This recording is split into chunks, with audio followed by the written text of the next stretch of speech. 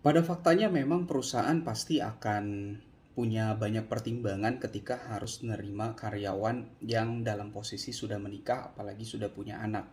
Khususnya untuk posisi-posisi entry level ya.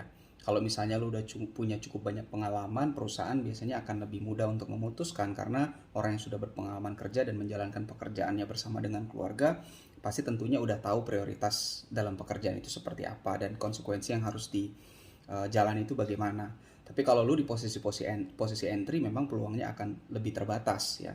Nah, yang bisa lu lakukan adalah sejak awal ya lu nunjukin bahwa lu itu memang di CV lu kasih tahu kalau lu statusnya seperti apa sehingga nanti ketika lu dapat peluang interview atau dipanggil untuk tes di perusahaan, perusahaan itu sebenarnya sudah tahu posisi lu dan tinggal bagaimana caranya lu meyakinkan mereka bahwa lu bisa tetap fokus di pekerjaan walaupun lu punya keluarga di rumah.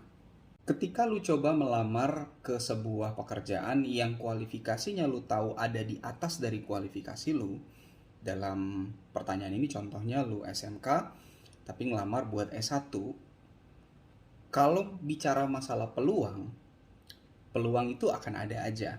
Tapi gue bisa bilang mungkin peluangnya kecil ya. Kisarannya mungkin antara 5-10% sampai 30% gitu ya. Peluang untuk lu dipanggil ketika lu coba melamar kualifikasi yang level pendidikannya di atas. Karena sebagian perusahaan biasanya untuk level pendidikan ini mereka udah punya standarnya masing-masing. Meskipun dikompensasi dengan pengalaman. Tapi apakah itu tanda lu berhenti mencoba karena situasi seperti ini?